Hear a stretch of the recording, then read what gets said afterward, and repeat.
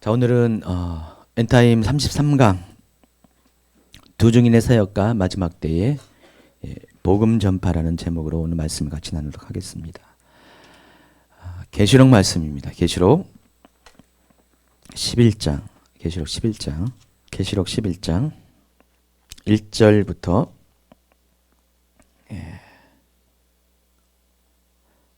13절까지, 계시록 11장 1절부터 13절까지 같이 읽도록 하겠습니다. 또 내게 지팡이 같은 갈대를 주며 말하기를, 일어나서 하나님의 성전과 제단과 그 안에서 경배하는 자들을 측량하되 성전 바깥마당은 측량하지 말고 그냥 들아. 이것은 이방인에게 주었은즉 그들이 거룩한 성을 42달 동안 짓밟으리라. 내가 나의 두 증인에게 권세를 주리니 그들이 굵은 베옷을 입고 1260일을 예언하리라. 그들은 이 땅에 주 앞에 서 있는 그 두 감람나무와 두 촛대니 만일 누구든지 그들을 해하고자 하면 그들의 입에서 불이 나와서 그들의 원수를 삼킬 것이요 누구든지 그들을 해하고자 하면 반드시 그와 같이 죽임을 당하리라. 그들이 권능을 가지고 하늘을 닫아 그 예언을 하는 날 동안 비가 오지 못하게 하고, 또 권능을 가지고 물을 피로 변하게 하고 아무 때든지 원하는 대로 여러 가지 재앙으로 땅을 치리로다. 그들이 그 증언을 마칠 때 무정에게로부터 올라오는 짐승이 그들과 더불어 전쟁을 일으켜 그들을 이기고 그들을 죽일 터인즉 그들의 시체가 큰 성길에 있으리니 그 성은 영적으로 하면 소돔이라고도 하며 애굽이라고도 하니 곧 그들의 주께서 십자가에 못 박힌 곳이라. 백성들과 족속과 방언과 나라 중에서 사람들이 그 시체를 사흘 동안을 보며 무덤에 장사하지 못하게 하리로다. 이 두 선지자가 땅에 사는 자들을 괴롭게 한 거로 땅에 사는 자들이 그들의 죽음을 즐거워하고 기뻐하여 서로 예물을 보내리라 하더라. 3일 반 후에 하나님께로부터 생기가 그들 속에 들어가매 그들이 발로 일어서니 구경을 한 자들이 크게 두려워하더라. 하늘로부터 큰 음성이 있어 이리로 올라오라 함을 그들이 듣고 구름을 타고 하늘로 올라가니 그들의 원수들도 구경하더라. 그때 큰 지진이 나서 성 10분의 1이 무너지고 지진에 죽은 사람이 7천이라. 그 남은 자들이 두려워하여 영광을 하나님께 돌리더라. 아멘. 자, 오늘은 지난 시간에 이어서 계시록 11장 말씀, 지난주는 1절부터 3절까지 말씀을 나눴는데 오늘은 포함해서 마지막 절까지 14절까지 3절까지 말씀 나누도록 하겠습니다. 말씀드린 바와 같이 계시록 11장은 10장부터 시작하는 두 번째 삽입장에 해당하는 부분입니다. 자, 이 삽입장은 시간의 흐름을 멈춘 상태에서 그 시간상의 가장 중요한 포인트에 중요한 내용들을 보충하고 또 보완하고 또 확대해서 설명하는 그런 장이라고 했습니다. 그래서 이 삽입장은 많은 내용들이 상징적인 내용들이 많이 있어요. 계시록을 해석하는 두 가지 방법, 문자적으로 해석하고 상징적으로 해석하는 법. 또 다른 방법은 과거적으로 또는 역사적으로 해석하고 또 미래적으로 해석하는 방법이 있는데 계시록은 일단 이 모든 것들을 다 포함하고 있습니다. 그러니까 어느 부분은 계시록 전체를 일괄적으로 문자적으로 해석할 것도 아니고 다 상징적으로 해석할 것도 아니고 두 가지 해석을 같이 교차적으로 해야 된다는 것입니다. 그러니까 오늘날 이렇게 계시록과 관련돼서 이 해석의 차이가 있고 이 부분에 있어서 갈등이 있는 이유는, 워낙에 다른 해석이 있는 이유는 너무 한쪽 해석만 고집해서 그래요. 어느 쪽은 문자적으로만 해석하고 어느 쪽은 상징적으로만 해석하기 때문입니다. 그러나 이 계시록의 독특한 구조를 이해하면은 이 두 가지를 다 우리가 겸해서 해석을 해야 된다는 것들을 알 수가 있습니다. 자, 일반적으로 계시록 11장은 계시록 11장은 두 증인과 관련돼서 굉장히 아주 중요한 메시지를 담고 있어요. 그러면 계시록이 모두 몇 장으로 되어 있습니까? 22장이죠. 근데 계시록 11장은 바로 딱 중간에 위치하고요. 그리고 계시록 11장 15절부터 어떤 내용이 나오냐면은 여기서는 분명하게 드러나게 설명되어 있지 않지만은 정황상 바로 이 부분이 성도의 휴거를 나타내는 것. 그러니까 성도의 휴거라기보다도 예수 그리스도의 공중 강림을, 마지막 나팔과 함께 공중 강림을 이야기하는 장면이라는 것을 우리가 알 수가 있습니다. 그래서 우리가 마지막 때의 가장 핵심적인 시간대가 7년 환란인데 7년 환란의 딱 중간에 위치하는 그런 시기입니다. 계시록의 어떤 내용 중에서도 중간이고 그리고 엔타임의 내용 중에서도 중간에 해당하는 곳에 바로 두 증인이 거기에 위치하고 있습니다. 그 중간이라서 중요하다기보다도 두 증인의 사역이 굉장히 이제 좀 이따 설명하겠지만은 아주 중요한 의미가 있기 때문에 제가 이렇게 중요하다고 말하는 것입니다. 자, 지난 시간에 했던 계시록 11장 1절부터 3절까지는 계시록 10장부터 이어진 힘센 천사가 하는 말입니다. 그러나 이 4절부터는 힘센 천사의 말은 이제는 끝마치고 힘센 천사가 소개한 두 증인을 사도 요한이 두 증인이 누구인가를 설명하는 장면입니다.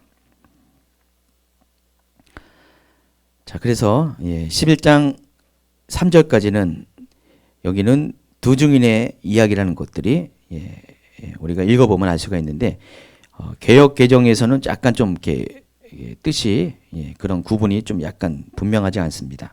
그래서 킹제임스 성경을 한번 읽어보면은 여러분 교재에 있으니까 11장 3절을 한번 읽어보도록 하겠습니다. 내가 나의 두 증인에게 권세를 주리니 그러면 그들이 굵은 베옷을 입고 1260일을 예언하리라고 하더라. 자, 지금 파란 글씨가 지금 힘센 천사가 한 말이에요. 여기까지가 힘센 천사가 한 말이고 이후부터는 4절부터는 사도 요한이 한 말입니다. 이들은 땅의 하나님 앞에 서 있는 두 올리브 나무이며 두 촛대니라. 감람나무가 이제 원래 그 영어 이름은 올리브 나무죠. 그래서 지금 이 11장 3절부터 3절과 4절은 그 계시의 주체가 분리가 됩니다. 구별이 됩니다. 3절까지는 힘센 천사가 한 말이고 4절부터는 사도 요한이 이제는 두 증인에 대해서 소개하는 내용이 실려져 있는 것이 4절 이하의 내용입니다. 자, 마지막 때의 영감에 있어서 이 두 증인을 이해하는 것이 매우 중요합니다. 왜냐하면 이 계시록에서 엔타임에서의 두 증인이 갖는 비중이 상당히 크기 때문입니다. 두 증인은 7년 환란의 중심 가운데 서 있고 또 이 두 증인이 중요한 이유는 두 증인의 사역이 마지막 때의 복음 전파와 관련돼서 절대적인 역할을 하기 때문입니다. 그래서 두 증인을 잘 이해해야 돼요. 자, 이미 설명한 바와 같이 예수님은 마태복음 24장에서 마지막 때의 징조 중에 가장 큰 것 중에 하나가 여러 가지 징조가 있었는데 가장 큰 징조 중에 하나가 마지막 때 천국 복음이 전파될 때 그때야 끝이 온다고 말씀을 했습니다. 24장 14절 같이 읽도록 하겠습니다. 이 천국 복음이 모든 민족에게 증언되기 위하여 온 세상에 전파되리니 그제야 끝이 오리라. 그래서 마지막 엔타임을 마무리하는 아주 가장 중요한 징조 중에 하나가 천국 복음이 온 세상에 전파되는 것입니다. 그때 비로소 끝이 온다고 그랬습니다. 마태복음 24장은 뭐라 그랬습니까? 마지막 때의 징조를 담은 이야기라고 했죠. 그래서 마지막 때에 이런 일들이 일어날 것입니다 라고 그것을 보고 이때가 마지막 때라는 것을 알아야 된다고 이렇게 말씀했습니다. 근데 그 마지막 때의 징조를 담은 내용 중에서 가장 핵심적인 게 뭐라고요? 많이 있었잖아요. 사람의 미혹부터 시작해가지고 전쟁과 기근과 전염병과 순교와 또 천재 지변들이 많이 일어나고 있습니다. 근데 그런 것들이 다 징조인데, 근데 그 모든 징조의 끝을 이루는 것이 천국 복음이 온 세상에 전파되는 것이라고 했습니다. 그런데 이 천국 복음을 전파하는 가장 핵심적인 역할을 누가 한다고요? 두 증인이 합니다. 그래서 두 증인이 굉장히 중요한 거고, 두 증인은 예수 그리스도의 재림의 문을 여는 아주 중요한 역할을 합니다. 그리고 두 증인이 누구인가를 알아야 됩니다. 자, 두 증인이 누구일까? 단도직입적으로 말하면 계시록 11장 4절에는 이렇게 설명합니다. 시작. 그들은 이 땅에 주 앞에 서 있는 두 감람나무와 두 촛대니. 다른 번역으로 킹제임스로 읽으면 이들은 땅의 하나님 앞에 서 있는 두 올리브 나무이며 두 촛대니라 그랬습니다. 여러분 두 증인을 가리켜서 뭐라고요? 땅에 하나님 앞에 서 있는 두 올리브 나무와 두 촛대라고 했습니다. 뭔 말이에요 이게요? 예. 당연히 이해가 안 가죠? 예. 그쵸 여러분? 이게 뭔 말입니까? 예. 근데 분명히 두 증인은 이렇게 소개했어요. 두 증인이 누구십니까? 그 대답이 땅에 하나님 앞에 서 있는 두 올리브 나무이며 또한 두 촛대니라. 자, 우리가 이것을 그래서 문자적으로 해석하면은 당연히 해석이 안 되죠. 자, 이것은 상징적으로 해석해야 되는데 이 상징은 그냥 상징적으로 자의적으로 해석하면 안 됩니다. 성경은 자의적으로 해석하면 약간 곤란해요. 다 모두가 짝이 맞는 성경이 있습니다.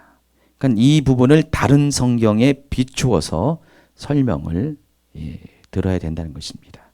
지난 10장과 11장을 설명하면서도 뭔 얘기를 했습니까? 다 스가랴서를 가지고 설명을 했었습니다. 오늘도 좀 이따 스가랴서가 또 나옵니다. 여기 관련돼서. 자, 그런데 한 가지 이 두 증인을 설명하기 앞서서 4절에 보면은 두 증인을 설명할 때 이 땅에 주 앞에 서 있는 이라는 표현이 있습니다. 킹제임스 성경에서는 땅이 하나님 앞에 서 있다 그랬는데 여러분 이 말을 참 문자적으로 보면은 약간 좀 이해가 안 가요. 이 땅의 주 앞에, 땅이 하나님 앞에. 그러면 하나님은 하늘에 하나님이 따로 계시고 땅에 하나님이 따로 계신다는 그 뜻입니까? 예, 하나님이 두 분이라는 뜻입니까? 예, 그건 아니겠죠. 예. 그래서 이 땅이 하나님이라는 것은 의미적으로 이 세상, 이 땅을 다스리시는 이 땅의 통치되시는 하나님을 말하는 것입니다. 그래서 그 하나님 앞에 서 있는 두 감람나무, 올리브나무와 두 촛대라고 그랬습니다. 예, 그래서 이 땅의 주인 되신, 이 땅의 통치 되신 하나님 앞에 서 있다는 그 의미는 바로 하나님께서 이 땅의 통치자이고 바로 지금 이 두 중인은 그 통치자 앞에 서 있는 것이에요. 여러분 이제 왕이 이제 통치하는 그 장면을 보세요. 왕이 여기 딱 서 있습니다. 그러면 왕 앞에 누가 서 있습니까? 신하들이 서 있죠. 예. 조선시대 왕의 집무실을 보면은 왕이 서 있고 그 왕 앞에 신하들이 서 있습니다. 바로 이 장면을 연상하면 돼요. 지금 이 두 중인은 이 세상의 통치자 되시는 하나님 앞에 서 있는 바로 그 통치권을 받아서 세상을 치리하는 역할을 가진 그런 존재라는 것을 알 수가 있습니다. 그러니까 두 중인은 지금 그 통치자 되신 하나님의 통치권을 위임받아서 이 세상을 다스리기 위해서 바로 왕 대신 하나님 앞에 서 있는 신하와 같은 존재라는 것입니다. 자, 그런데 그들을 가리켜서 두 감람나무로 표현했고 두 촛대라고 표현했습니다. 어떤 사람이 이 두 감람나무를 모세와 엘리야를 이해합니다. 왜냐하면 6절에 보면은 뭐라고 했습니까? 그들이 권능을 가지고 하늘을 닫아 그 예언을 하는 날 동안 비가 오지 못하게 하고 또 권능을 가지고 물을 피로 변하게 하고 아무 때든지 원하는 대로 여러 가지 재앙으로 땅을 치리로다 라고 말했기 때문입니다. 자, 이 두 증인의 행적을 보고 이들은 권능을 가진 자였고 하늘을 닫아 예언하고 3년 동안을 6개월 동안은 비도 못하게 하는 그런 일들을 행했습니다.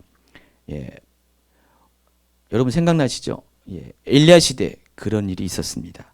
열왕기상 17장 1절 길르앗에 우거하는 자 중에 디셉 사람 엘리야가 아합에게 말하되 내가 섬기는 이스라엘 하나님 여호와께서 살아계심을 두고 맹세하노니 내 말이 없으면 수년 동안 비도 이슬도 있지 아니하리라. 그리고 실제적으로 이런 일이 있었고 이 수년의 기간이 누가복음 4장 25절에는 바로 엘리야 시대의 하늘이 3년 6개월 동안 닫혔다 그랬습니다. 보충 설명을 하고 있습니다. 그래서 우리가 이 장면을 보면은 이 장면에 나온 사람은 엘리야였잖아요. 엘리야가 이런 일을 했어요. 그래서 두 증인은 어떤 사역을 한다고요? 엘리야와 같은 사역을 한다고 볼 수가 있습니다. 그리고 모세처럼 기적을 행했잖아요. 모세는 10가지 기적을 행했고 또 이후에 광야 생활 가운데서 많은 기적을 하나님으로부터 받아서 행했습니다. 그래서 두 감람나무를 모세와 엘리야로 이해를 합니다. 그런 이해를 전제로 해서 어떤 또 결론을 맺냐. 이 두 증인의 사역의 시대를 마지막 때의 율법과 예언이 선포가 회복되는 시대가 될 것이다 라고 이야기를 하고 있습니다. 모세는 율법을 상징하고요, 대표하고, 엘리야는 예언을 상징하기 때문에, 대표하기 때문에, 그래서 두 증인은 마지막 때의 율법과 선지자 예언이 선포가 회복되는 그런 시대가 올 것임을 말하는 것이다, 이렇게 설명을 하고 있습니다. 자, 이런 것들은 마찬가지로 성경에 근거되는 성경을 가지고 이야기했지만은 어느 정도는 주관적인 상징적인 해석이고요. 좀 더 정확하게 다른 짝을 이루는 성경을 가지고 한번 보겠습니다. 자, 스가랴서가 있습니다. 스가랴서 4장 3절 같이 읽도록 하겠습니다. 그 등잔대 곁에 두 감람나무가 있는데 하나는 그 기름 그릇 오른쪽에 있고 하나는 그 왼쪽에 있나이다 하니 11절입니다. 내가 그에게 물어 이르되 등잔대 좌우에 두 감람나무는 무슨 뜻이니까 하니 그때 보니까 14절을 보시면은 뭐라고 되어 있습니까? 이르되 이는 기름 부음 받은 자 둘이니 온 세상의 주 앞에 서 있는 자니라 그랬습니다.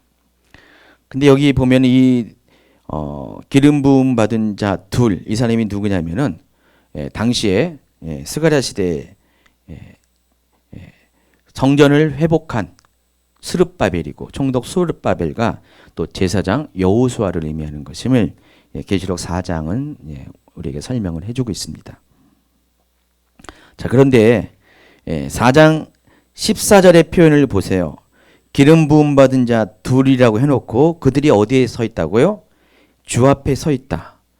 좀 전에 읽어드린 계시록 11장 4절에도 뭐라고 했습니까? 이 세상에 주 앞에 서 있는 두 감람나무라고 했어요. 그러니까 지금 표현이 어때요? 똑같아요. 4장 3절은 이 기름 부음 받은 자 둘을 가리켜서 두 감람나무라고 했어요. 그러니까 두 감람나무가 누구냐 했더니 그들은 기름 부음 받은 자 둘이다. 근데 그들이 누구라고요? 스룹바벨과 제사장 여호수아인데 이들이 어떻게 서 있다고요? 하나님 앞에 서 있다고 그랬어요. 그래서 이 두 감람나무가 누구인가, 어떤 의미인가를 우리가 스가랴서와의 비교 연구를 통해서 우리가 잠정적으로 결론을 내릴 수가 있습니다. 두 감람나무는 누구라고요? 하나님 앞에 서 있는 기름 부음 받은 자. 여러분, 기름 부음 받은 자가 어떤 의미입니까? 기름 부음 학교 통해서 다 아시다시피 바로 하나님께서 하나님의 일을 하게 하기 위해서 직임을 주셔서 그들을 구별시켜서 기름을 부어서 구별시켜서 어떤 사람은 왕으로, 어떤 사람은 선지자로, 어떤 사람은 제사장으로 삼으셨죠. 구약의 기름 부음의 의미입니다. 바로 직임을 위해서 하나님께서 기름을 부었죠. 바로 그 기름 부음 받은 자가 바로 아까 설명한 것처럼 왕 대신 하나님 앞에 하나님의 일을 하기 위해서, 사역을 하기 위해서 서 있는 그런 신하와 같은 존재라는 것이죠. 그래서 두 감람나무는 바로 특별하게 하나님의 일을 위해서 선택받고 또 그것을 위해서 기름 부음, 그 권능을 받은 사람을 말하는 것입니다. 그러면 두 증인이 무엇을 의미하는지 알겠죠? 두 증인은 바로 주를 위해서 하나님의 이 세상의 통치자이신 하나님의 일을 위해서, 하나님의 사역을 위해서, 그래서 특별히 구별되어서, 특별히 선택받아서 구별되어서 권능을 받아서 주의 일을 하는 바로 그 사람을 말하는 것입니다. 근데 구약에 이 스룹바벨과 여호수아가 하는 역할이 있었어요.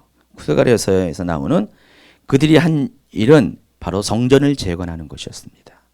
성전을 재건하고 또 이방인으로부터 이스라엘 백성들을 보호하는 역할을 했습니다. 자, 그럼 구약의 스가랴서의 두 감람나무, 여호와의 기름 부은 자 둘, 스룹바벨과 여호수아가 그리한 것처럼 마지막 때의 두 증인, 두 감람나무는 어떤 역할을 합니까? 동일한 역할을 한다는 것을 우리가 추측할 수가 있습니다. 그래서 두 증인은 그런 역할을 할 겁니다. 마지막 때, 환란의 때에 하나님의 교회를 보호하고 교회를 재건하는 그런 역할을 하는 사람이 바로 두 중이라는 것입니다. 환란의 시기가 들어가면은요, 이 세상은 극도로 혼란의 시기가 이어지게 됩니다. 그때 적그리스도가 세계 단일 정보를 만들어가기 위해서 아주 최선의 노력을 하게 될 것입니다.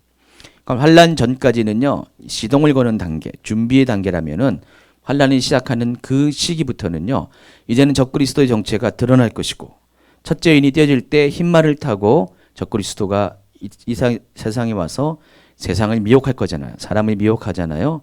그때 이제 적그리스도가 이제 오게 되는 것을 사람들이 알게 될 것입니다. 그리고 그때부터 적그리스도는 자기의 이 세상의 왕으로서의 등극을 위해서 3년 반 후에 그 등극을 위해서 그는 계속해서 여러 가지 노력들을 하게 될 것입니다. 수많은 미혹들을 통해서 또 배교를 이렇게 요구하는 수많은 그런 핍박과 박해를 통해서 성도들을 막 옥죄어 올 것입니다. 교회를 점점 힘들게 하고 교회들을 파괴시킬 것이고요. 아직은 교회가 남아있죠. 아직은 남아있지만은 그러나 그때부터 환란은 시작된 시기입니다. 이미 박해가, 본격적인 박해가 시작이 된다는 것입니다. 바로 그러할 때 성도들이 어떻게 됩니까? 성도들은 갈 바를 모를 것이고 어찌할 바를 모를 것이고 그 고난 가운데 환란 가운데 노출되게 될 것입니다. 바로 그때 두 증인은 그 성도들을 교회들을 보호할 것이고요. 그리고 그 와중 가운데 하나님께서 이 세상을 어떻게 통치할 것이고 또 예수 그리스도가 어떻게 다시 오실 것이고 또 예수 그리스도가 다시 오실 때 성도들이 휴거당할 것들 이런 것들을 선포함으로 인해서 마지막 때에 마지막 한 번 더 있을 대부흥과 대추수를 이끄는 역할을 하는 사람, 바로 그런 사람이 두 증인이고 그를 가리켜서 두 감람나무라고 말하는 것입니다. 그래서 두 증인은 이 마지막 때의 이 강력한 사단의 그런 핍박의 흐름 속에서, 박해의 흐름 속에서 성도들을 보호하고 또 교회를 지켜나가는, 그리고 마지막 복음 전파를 위해서 큰 일들을 감당하는 바로 하나님의 거룩한 종이라는 것입니다. 기름 부음 받은 종이라는 것입니다. 뒤에 나오는 설명이 여기 성경 보면은 두 증인의 권세가 워낙에 강하기 때문에 적그리스도의 세력도 두 증인 앞에 꼼짝을 못하는 것을 알 수가 있습니다. 여러분, 적그리스도의 권세가 대단하잖아요. 근데 적그리스도의 권세도 두 증인 앞에는 절절 매는 것을 볼 수가 있습니다. 그러니까 두 증인은 굉장한 권능을 가지고 기적을 행하는 사역을 하고 있기 때문에 그렇습니다. 그러나 두 증인에게 허락된 시간은 1260일에 불과합니다. 1260일은 정확하게 42개월, 3년 6개월을 말하는 것인데 이 사역 기간이 종료되면서 두 증인은 적그리스도에 의해서 순교를 당하게 됩니다. 7절에 나와 있죠. 그들이 그 증언을 마칠 때 무적에부터 올라오는 짐승은 그들은 두 증인을 가리키는 거고 짐승은 적그리스도를 가리킵니다. 그들과 더불어 전쟁을 일으켜 그들을 이기고 그들을 죽일 터인즉. 그러니까 3년 6개월이 채워질 때, 그러니까 그 증언을 마칠 때 두 증인이 적그리스도에 의해서 죽임을 당하게 됩니다. 10절에 보니까 이런 말이 있습니다. 이 두 선지자가 땅에 사는 자들을 괴롭게 한 거로 땅에 사는 자들이 그들의 죽음을 즐거워하고 기뻐하며 서로 예물을 보내리라. 그들이 죽으니까 이렇게 너무 잔치가 벌어지고요. 서로 기쁨을 나눕니다. 왜 그랬습니까? 그만큼 두 증인에 의해서 이 땅에 사는 자들, 적그리스도의 그런 따르는 자들이 위축이 됐고 그들의 활동을 마음껏 할 수 없기 때문에, 그러니까 두 증인이 그들에게 눈의 가시와 같은 존재이기 때문에, 그럼에도 불구하고 어떻게 할 수 없는, 왜냐하면은 6절에 아까 보니까 그들이 권능을 가지고 하늘에 닫아 그 예언을 하는 동안 비가 오지 못하게 하고 권능을 가지고 물 피로 변하게 하고 아무 때든지 원하는 대로 여러 가지 재앙으로 땅을 치리로다 그랬습니다. 5절에 보니까 만일 누구든지 그들을 해하고자 하면 그들의 입에서 불이 나와서 그들의 원수를 삼켜버릴 것이요 누구든지 그들을 해하고자 하면 반드시 그와 같이 죽임을 당하리라. 보세요. 지금 두 증인을 대적할 자가 이 기간 동안에 없어요. 적그리스도의 세력들도 두 증인 앞에 쩔쩔매게 됩니다. 그러다 보니까 적그리스도의 세력들이 위축되어 있었어요. 위축되어 있고 그러다 보니까 두 증인이 죽은 다음에 이제는 해방이죠. 해방이니까 이렇게 기뻐하고 즐거워했다는 것입니다. 그만큼 두 증인은 그와 같은 권세 있는 사역을 감당하는 하나님의 종을 가리키는 것입니다. 그래서 그들을 가리켜서 두 감람나무, 이 두 감람나무가 스가랴서는 뭐라 그랬어요? 기름 부음을 받은 자 둘을 말합니다. 그러니까 감람나무는 이 기름 부음을 받은 사람을 말합니다. 자, 감람나무가 뭐라 그랬어요? 올리브. 올리브가 뭐죠? 거기서 기름을 상징합니다. 그래서 그렇게 이해하시기 바라고요. 또 보니까 두 촛대라고 그랬습니다. 계시록에서 촛대는 교회를 가리킵니다. 자, 그렇게 본다면 두 증인의 정체가 두 감람나무, 그 여호와의 기름 부음을 받은 자, 이 땅에서의 하나님의 통치를 위해서, 다스림을 위해서 특별하게 선택받은 자입니다. 그에게는 기름 부음이 갖는 권세가 있습니다. 권능, 능력이 있습니다. 더불어서 그들은 어떤 사람이라고요? 사람 동시에 그러한 사역을 하는 교회를 말하는 것입니다. 이해하시겠어요? 그러니까 마지막 때의 두 증인은 그런 사역을 하는 사람들, 사역자들을 말한과 동시에 그런 사역을 하는 교회를 말하는 것입니다. 마지막 때는 하나님께서 이런 사람들을 세울 것이에요. 이런 교회들을 두 증인과 같은 교회와 성도들을, 사역자들을 세움으로 인해서 마지막 추수를 그들로 하여금 담당하게 한다는 것입니다. 자, 어쨌든 이 4절에 보면은 두 증인의 정체가 이렇게 두 감람나무와 두 촛대로 통해서 우리에게 어느 정도 알려줍니다. 두 증인은 그냥 두 사람을 말하는 것이 아닙니다. 문자적으로 해석하는 것이 아니라 이 두 증인은 그와 같은 사역을 하는 기름 부음 받은 자들 그리고 그러한 교회들을 말하는 것입니다. 그리고 이어지는 내용을 통해서 두 증인이 정확하게 더 구체적으로 어떤 사역을 하는지를 우리가 알 수가 있습니다. 두 증인의 사역을 살펴보면은 두 증인의 정체가 더욱 분명해진다는 것입니다. 자, 11장 3절을 한 번 더 읽어보면은 내가 나의 두 증인에게 권세를 주리니 그들이 굵은 베옷을 입고 1260일을 예언하리라 그랬습니다. 자, 두 증인에게는 세 가지의 사역이 여기서 존재합니다. 동그라미를 다 표시했으니까 바로 알 수 있죠. 첫째, 권세를 가진 사역. 두 번째, 굵은 베옷을 입었다 그랬습니다. 이것은 회개와 관련되어 있고요. 세 번째는 예언하는 사역. 그러니까 두 증인은 세 가지 사역을 하게 됩니다. 첫 번째, 권능의 사역입니다. 자, 5절과 6절의 표현을 한번 보시면은 3절에서의 권세가 무엇을 의미하는지를 알 수가 있습니다. 같이 다시 한번 읽도록 하겠습니다. 만일 누구든지 그들을 해하고자 하면 그들의 입에서 불이 나와서 그들의 원수를 삼켜버릴 것이요 누구든지 그들을 해하고자 하면 반드시 그와 같이 죽임을 당하리라. 그들이 권능을 가지고 하늘을 닫아 그 예언을 하는 날 동안 비가 오지 못하게 하고 또 권능을 가지고 물을 피로 변하게 하고 아무 때든지 원하는 대로 여러 가지 재앙으로 땅을 치리로다. 예전에 이 계시록을 담은 그 영화 레프트 비하인드 그 영화를 봤더니 이 두 증인의 이 부분에서 실제로 예루살렘 성에서 옛날 그 선지자 복장을 하는 두 사람이 머리에다 이렇게 모자도 쓰고 이렇게 꼭 성경 시대의 그 모습을 가지고 군인들이 막 적그리스도의 군인들이 두 증인 앞에 접근하니까 갑자기 입에서 무슨 불이 확 나와가지고 이제 용가리인 줄 알았습니다. 막 그렇게 표현을 하더라고요. 그러니까 문자적으로 그대로 표현해요. 그 영화가 그런 영화가 나온 이유는요. 정말로 계시록을 문자적으로 풀었기 때문에 그런 영화가 나오는 것입니다. 그러나 아닙니다. 두 증인이 입에서 불 나오는 사람이 아닙니다. 절대로 아닙니다. 근데 어떤 사람은요. 이것을 또 상징적으로 거꾸로 풀다 보니까 뭐라고 푸냐면은 두 증인의 사역이 뭐예요? 예언을 전하는 사역이잖아요. 그러니까 그 불을 뭘로 표현할 것 같아요? 불 같은 메시지. 마지막 때는 불 같은 메시지를 전하는 두 증인이 사역이 있을 것이다. 자, 이것도 아닙니다.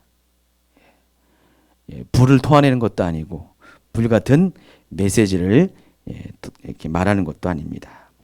자, 그들의 입에서 불이 나온다 그랬습니다.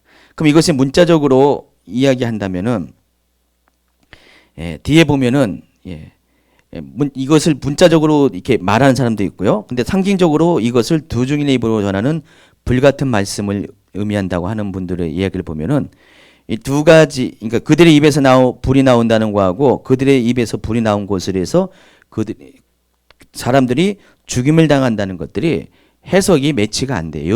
여기 서로 연관이 될 수가 없습니다. 왜냐면은 불같은 메시지를 받고 죽임을 당한다. 뭐지? 이 죽임을 당한다도 상징적으로 풀면은 자아가 죽었다. 이렇게 풀 수도 있겠죠. 자, 이런 식으로 이제 주관적으로 이렇게 풀어갈 수가 있어요. 그렇게 되면은 계시록은요, 자기 마음대로 풀어지는 것이에요. 그렇잖아요. 계시록은요, 해석하기 나름입니다. 그래서 계시록은 상징적으로 해석할 수 있는, 해야 되는 부분도 있지만은 그런 최선을 다해서 계시록은 어쨌든 간에 다른 성경과 비교해서 성경이 성경을 풀어갈 수 있도록 우리가 좀 해석에 있어서 우리 자신의 겸손이 좀 필요하다는 것입니다. 그래서 이 상징적인 해석이 아닙니다. 여기서는 실제적인 죽음을 말하는 것이고, 자, 이 말들은 6절에서 말하는 뒤에 이어지는 6절의 내용들과 같이 다 비교해 보면은 이것은 어떤 불같은 메시지를 전하는 것도 아니고, 어쨌든 두 증인에게는 특별한 기적을 행하는 권세가 있음을 우리가 알 수가 있습니다. 왜냐하면 이 두 증인은 기름 부음 받은 자이기 때문에요. 기름 부음 받다는 것은 기름 부음의 의미 중에 기름 부음은 직임에 관련된 용어이기도 하고요. 기름 부음은 능력과 관련된 의미이기도 하잖아요. 이번 주일날 기름 부음 학교 이제 종강을 하면서 마지막으로 정리를 합니다. 제가 오늘 아침까지 이번 주 강의한 이렇게 준비하다 왔는데 거기에 그 부분을 쭉 다룰 거예요. 이제 앞에부터 기름 부음 1강부터 시작해가지고 한 10몇 강까지 해가지고 10강 정도까지 한 6, 7강이네, 한 8강까지 기름 부음에 대해서 이제 기름 부음 한눈에 이야기해가지고 정리를 한. 그거 제가 좀 아까 다루다 왔어요 보니까. 그래서 기름 부음은 세 가지 의미가 있어요. 기름 부음은 직임과 관련되고요. 또 기름 부음은 사역과 관련되고 같은 얘기인데 또 능력과도 관련된 것입니다. 은사와도 관련되는 것이에요. 그래서 기름 부음 받았다는 것은 하나님으로부터 이런 마지막 때의 복음 전파를 위한 직임을 받았다는 것을 말하기도 하고 또 그것을 위해서 능력을 받았다는 것도 말하는 것입니다. 그러니까 실제로 이 두 증인의 이 같은 5절 6절의 사역은 상징적으로 풀 것이 아니라 실제적으로 어떤 능력을 행하는 것으로 우리가 이해를 해야 한다는 것입니다. 그래서 하나님은 그들에게 두 증인에게 직임과 더불어서 기름 부음으로서의 직임과 더불어서 기름 부음의 능력을 부어줌으로써 마지막 때 하나님께서 그들을 통해서 행하고자 하는 일들, 그 복음 전파, 천국 복음을 전파하는 일들을 감당케 하는 그런 사람이란 것입니다. 그래서 그들에게는 권능이 필요했고요. 두 번째가 회개 사역을 합니다. 11장 3절을 보시면 그들이 굵은 베옷을 입었다 그랬습니다. 이 베옷을 입었다는 것은 회개를 의미합니다. 마태복음 11장 21절에 보면은 이 회개와 더불어서 회개와 관련돼서 이 베옷이 나옵니다. 베옷과 죄. 그러니까 성경에서 베옷을 입었다, 죄를 뒤집어섰다 이런 것들은 다 회개와 관련된 행위입니다. 그런 모습입니다. 그래서 그들이 붉은 베옷을 입었다는 것은 그들의 사역이 바로 이 회개의 사역을 하고 있다는 것을 알 수가 있습니다. 여러분 천국 복음이 전파될 때 예수님께서 하신 말씀이 있습니다. 마태복음 4장에 보면 나와 있죠. 회개하라 천국이 가까웠느니라. 세례 요한도 마찬가지로 똑같은 얘기를 했어요. 그러니까 천국 복음을 전하는 데 있어서 첫 번째 전제가 뭡니까? 천국 복음을 받으려면은 회개가 전제가 됩니다. 지금 이 세례 요한의 여기 두 증인의 사역은 마지막 때의 복음 전파를 위해서 천국 복음을 전파하기 위해서 그 사역을 감당하고 있는데 그렇기 때문에 이 두 증인의 사역 역시 세례 요한처럼 그와 같은 사역을 합니다. 회개를 촉구하는 사역. 예수님도 회개를 촉구하는 사역을 했고요. 그래서 그런 사역을 하고 있습니다. 그래서 마태복음 3장에 보면은 세례 요한이 등장하는데, 이 세례 요한은 어떤 사람입니까? 예수님의 초림을 예비하기 위해서 광야에서 복음을 전파하는 사람이죠. 그가 입은 옷도 베옷은 아니지만은 이런 옷을 입었습니다. 이 요한은 낙타털 옷을 입고 허리에 가죽대를 띠고 음식은 메뚜기와 석청이었더라 그랬습니다.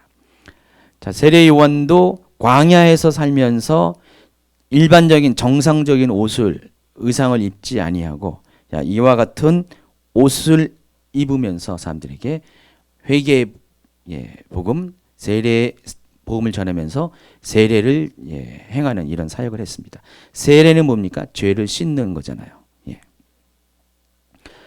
그래서 이런 사역을 한 세례 요한처럼 이 마지막 때가 되면은 두 증인은 세례 요한의 사역과 동일한 사역을 함으로써 세례 요한이 예수님의 초림을 예비했다면은 두 증인은 예수님의 재림을 예비하는 사역을 한다는 것입니다. 그래서 두 증인의 사역은 세례 요한의 사역과 어때요? 같은 사역을 하고 있습니다. 그래서 마지막 때 두 증인의 사역의 핵심 중에 하나는 아까 얘기했던 권능을 행하는 사역과 더불어 회개 사역을 하게 될 것입니다. 세 번째는 예언 사역입니다. 1260일을 예언했다 그랬습니다. 자, 여기서 이 예언의 내용이 무엇인지는 우리 지난 32강에서 충분히 설명을 해드렸습니다. 오늘 그 잘 모르는 분을 위해서 다시 한번 설명하면은, 그것은 다른 것이 아니라 마지막 7번째 나팔이 불려질 때 예수 그리스도께서 구름을 타고 공중에 강림하신다는 것과 이와 동시에 성도들의 휴거가 일어난다는 것. 자, 이것을 힘센 천사가 사도 요한에게 예언할 것을 명령을 했죠. 이 내용이 적혀 있는 펼쳐진 작은 두루마리를 먹고, 다시 말해서 그 내용을 소화한 후에 그것을 전하는 사역을 하게 했고, 이 사도 요한의 사역이 힘센 천사가 새롭게 소개하는 이 두 증인의 사역과 동일하다고 지난 강의 가운데 이야기를 했습니다. 그 내용이 이제 10장 7절, 일곱 천사가 소리내는 날 그의 나팔을 불려고 할 때 하나님이 그의 종 선지자들에게 전하신 복음과 같이 하나님의 그 비밀, 더 시크릿이라고 했습니다. 바로 정간사가 붙어있기 때문에 이미 알고 있는 그 비밀을 말하는 것입니다. 그 비밀을 전하게 하신다고 그랬습니다. 그래서 두 증인은 1260일 동안에 바로 이 내용을 전하게 될 것입니다. 그러니까 3년 6개월 동안 두 증인이 하는 사역은 바로 전하는 메시지는 이거예요. 세례 요한이 회개하라 천국이 가까웠다. 또 예수님께서 3년 동안 공생애 동안에 천국 복음을 전파하는 것처럼 성경에서는 예수님이 그냥 천국 복음을 전파하고 가르치고 모든 병과 모난한 것을 고쳤다라고 그렇게 소개하고 있지만은, 간단하게 소개하고 있지만은, 예수님은 고치는 사역과 함께 늘 빠지지 않는 게 뭐라고요? 모든 만남과 모든 예배와 모든 사역에 반드시 들어가는 것이 천국 복음을 전파하는 거였어요. 그러니까 예수님이 그 당시에 그 예수님이 지금 여러분에게 나타나서 복음을 전하고 또 내일도 다른 장소에서 이게 사역을 할 때 반드시 예수님이 하셨던 것이 천국 복음을 전파한 거였어요. 여러분 이제 깨어나십시오. 회개하십시오. 하나님 나라가 가까이 왔습니다. 그래서 복음을 듣고 하나님 나라에 들어가십시오. 이 메시지를 예수님은 3년 동안 끊임없이 전했다는 것입니다. 매일같이 전했다는 것입니다. 이미 이 메시지를 세례 요한이 전했고요. 그리고 예수님이 그 메시지를 이어서 3년 동안 전했습니다. 3년 사역 동안에 그 같은 사역들이 이어졌어요. 천국 복음을 전파하고 또 제자들을 계속해서 양육하고, 그리고 시시때때로 모든 병과 모든 약한 것들을 고치는 사역을 했다는 것입니다. 그게 3년 동안에 이루어진 예수님의 사역의 종류들입니다. 그래서 그와 같이 이 두 증인도 3년 6개월 동안을 그런 천국 복음, 회개의 복음, 천국 복음을 계속해서 전할 것이라는 것입니다. 자, 그런데 마치 이것이 노아의 때와 같을 것이에요. 예수님은 마지막 때에 그 징조 중에 하나, 천국 복음이 전파된 때 천국 복음을 전파하기 위해서 천국 복음이 온 세상에 전파될 때 그제야 끝이 온다 그랬죠. 그리고 24장 그 같은 24장의 뒤에 보면은요 이런 말씀하셨습니다.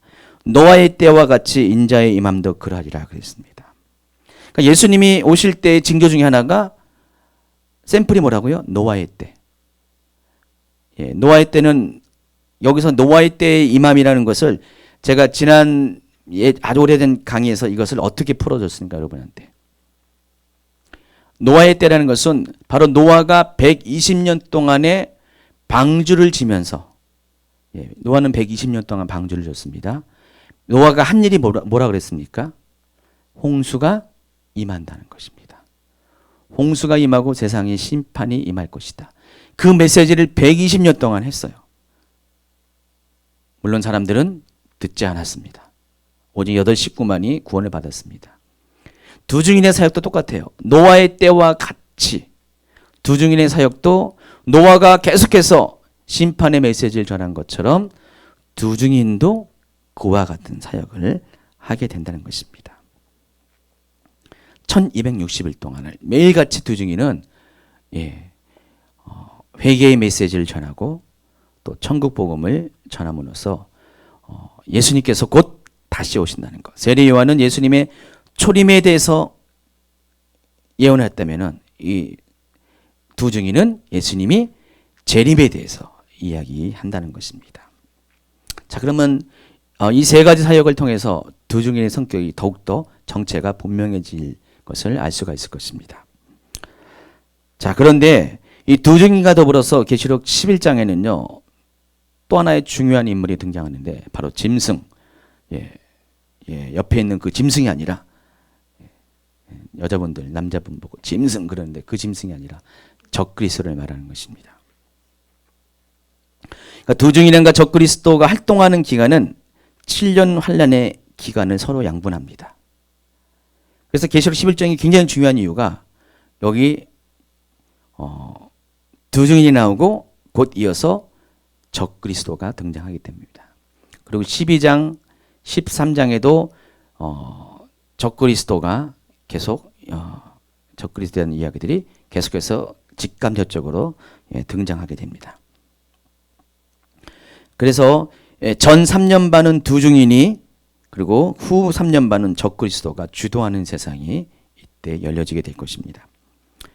그리고 그 중간에 그리스도의 공중강림과 성도의 휴거가 있기 때문입니다. 그래서 이 두 증인은 바로 엔타임의 가장 핵심인 7년 환란 기간 동안에 바로 핵심적인 주연이에요.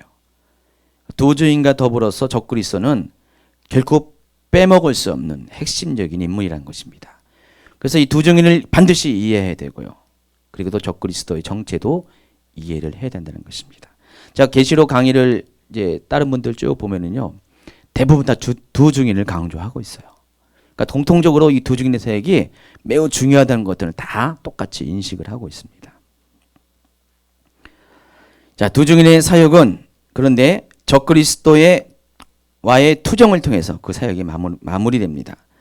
11장 7절 그들이 그 증언을 마칠 때 무저갱으로부터 올라오는 짐승 적그리스도가 그들과 더불어 전쟁을 일으켜 그들을 이기고 그들을 죽일 터인즉 그랬습니다. 자, 앞서 계시록 11장 3절은 두 증인의 활동 기간이 1260일, 42개월, 3년 6개월이라고 분명히 말씀하고 있습니다. 자, 그런데 바로 그 사역이 마칠 즈음에 마치 서로 그 계주 주자가 바톤을 타치하는 것처럼 두 증인의 사역과 짐승의 활동이 서로 교차가 됩니다. 서로 전환이 됩니다. 그런데 그 두 중에 짐승의 기간이 활동 기간이 계시록 13장 5절에는 뭐로 나와 있습니까? 42달 동안 일할 건세. 그러니까 그 두 증인이 증언을 마칠 때 그때부터 짐승 곧 적그리스도가 활동을 시작했는데 그 활동의 기간이 42달. 앞서 두 증인의 활동 기간이 1260일. 1260일은 뭐라고 했어요? 42달이라고 했죠. 그래서 결과적으로 아까 설명한 것처럼 이 두 증인과 적그리스도는 7년 환란 기간의 반반, 전 후반을 책임지는 마지막 때에서 굉장히 핵심적인 그런 존재들이라는 것입니다. 예. 이해하시겠죠? 예. 그래서 399페이지로 넘깁니다. 예. 그래서 두 증인의 사역 기간과 맞물려서 적그리스도와 두 증인은 7년 기간 중 전 3년 반 동안 같은 시간대에서 각자의 활동을 할 겁니다. 물론 두 증인은 전 3년 반 기간 동안만 활동해요. 그러나 적그리스도는 후 3년 반 기간 동안에 일할 권세를 가졌지만은 이미 등장은 7년 환란이 시작 때부터 시작해요. 첫 번째 인이 떼어질 때부터 시작합니다. 그러니까 하나님 오른손에 있는 마지막 심판의 계획의 첫 번째 장이 열릴 때 바로 적그리스도는 등장합니다. 그러나 적그리스도는 본격적으로 권세를 가지고 행할 때는 후 3년 반 기간이고 이 전 3년 반 기간은 두 증인이 사역을 하는 동안에 적그리스도는 가만히 있는 것이 아닙니다. 적그리스도는 적그리스도대로 뭔가를 해요. 뭔가를 할 것 같아요.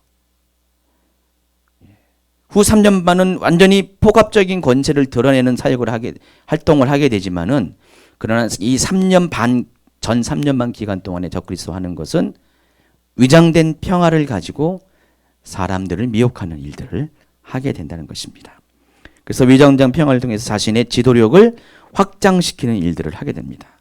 그래서 사람들이 적그리스도를 보고 세상의 구세주라고 메시아라고 그렇게 인정할 정도의 그런 아주 평화의 사도로서의 일을 감당하게 된다는 것입니다. 그래서 흰말을 타고 온 것이에요. 실제로는 활을 가지고 있으면서 비록 화살은 없어도 활을 갖고 있으면서 흰말을 타고 이 세상에 와서 사람들을 미혹을 한다는 것입니다. 그래서 7년 환란이 딱 되면은 여러분이 바로 알 수가 있어요. 하나님께서 정말 두 증인과 같은 기름 부음 받은 자들과 교회들을 세워줄 것이에요. 그래서 그들을 통하여 전에 볼 수 없었던 놀라운 일들이 일어납니다. 바로 부흥운동이 일어납니다. 놀라운 부흥이 일어날 것이에요. 지금 교회가 다 쇠퇴하고요. 그리고 복음이 막 전파되지 않는 것처럼 여러분 위기감을 갖고 있는데 마지막 때가 카운트 되면은요. 상황이 확 바뀔 것이에요. 정말 하나님께서 미리 준비된 이 두 증인과 같은 자들을 세우고 그런 교회들을 세워서 정말 권능을 가지고 그리고 회개의 복음을 가지고 그리고 예언의 능력을 가지고 사람들로 하여금 마지막 때 예수님을 믿을 수 있도록 그런 강력한 메시지들이 전파가 될 것입니다. 그래서 교회가 부흥할 거예요. 지금은 교회가 쇠퇴하고 있지만은 그때가 되면 교회가 막 여기저기서 막 교회로 사람들이 몰려들 것입니다. 대부흥이 일어날 것이에요. 어떤 분들은 하나님이 7년 환란 전에 아주 예수님을 비밀스럽게 보내가지고요. 그동안 예수님을 제대로 믿지 않은 사람들은 너 쌤통이지 하면서 비밀스럽게 사랑하는 사람만 싹 데려간다고 얘기합니다. 세대주의전 전천전주의자들이죠. 그런 얘기를 하는데 하나님은 그런 분이 아닙니다. 하나님은 하나님의 마음은 지금까지도 한 영혼이라도 더 구원코자 해서 하나님의 때를 늦추시는 분이 하나님이세요. 하나님의 그런 마음을 가지고 계세요. 그래서 벌써 우리가 심판을 당해서 한참 전에 당했죠. 하나님은 계속해서 심판을 미루고 연기하고 사람들로 하여금 회개할 기회를 주시면서 지금까지 미뤄왔고요. 그리고 마지막 순간에도요. 환란이 이제 카운트가 딱 되더라도 하나님은 그 기간 동안도 하나님이 할 수 있는 최선을 다해서 한 영혼이라도 성도를 돌아오게 하는 일들을 행하게 하십니다. 그래서 그 일을 위해서 보냄을 받은 자, 쓰임을 받은 자가 누구라고요? 두 증인이고 그런 성도들, 그런 사역자들, 그런 교회들이 그때 일어나게 된다는 것입니다. 그래서 정말 놀라운 부흥이 일어나게 될 것입니다. 그래서 그 가운데 또 한편으로는 적그리스도에 의해서 사람들에 대한 미혹들이 막 일어나게 될 것이에요. 거기에는 당연히 어떤 핍박과 박해도 존재할 것입니다. 그러니까 적그리스도가 후 3년 만에 권세를 가질 때부터 박해가 시작되는 게 아니에요. 박해는 이미 계속해서 이어지고 왔고 그 전 3년만 기간 때도 박해가 계속 이어지게 될 것입니다. 그러니까 후 3년 만의 기간은 이미 박해 받을 만한 대상들은 다 어떻게 됐어요? 휴거를 당했어요. 실제적인 박해는 적은 부분에서 남겨진 자들에게만 임할 것이고요. 그래서 실제적인 박해는 전 3년만 기간에 많이 일어나게 될 것이에요. 그러니까 퍼센트로 따지면은 더 많은 박해가 전 3년만 기간에 일어나게 될 것입니다. 그래서 이것들이 서로 교차하는 시간대예요. 이것을 마치 보면은 혼돈의 시간대와 똑같아요. 이제는 조금만 있으면 어떻게 됩니까? 3년 마지막 나팔이 불려지게 되면은 이 세상은 이제는 선택의 기회가 사라지게 된 거예요. 사람들에게는 선택의 기회가 사라지게 됩니다. 그 전까지 하나님은 한 영혼이라도 더 구원코자, 사단은 한 영혼이라도 더 미혹코자 치열한 영적 전쟁이 일어나게 됩니다. 한쪽에서는 복음이 왕성하게 전파되고요. 그 복음 전파를 위해서 하나님은 두중인 같은 사역자를 세워서 권능을 줄 것이고요.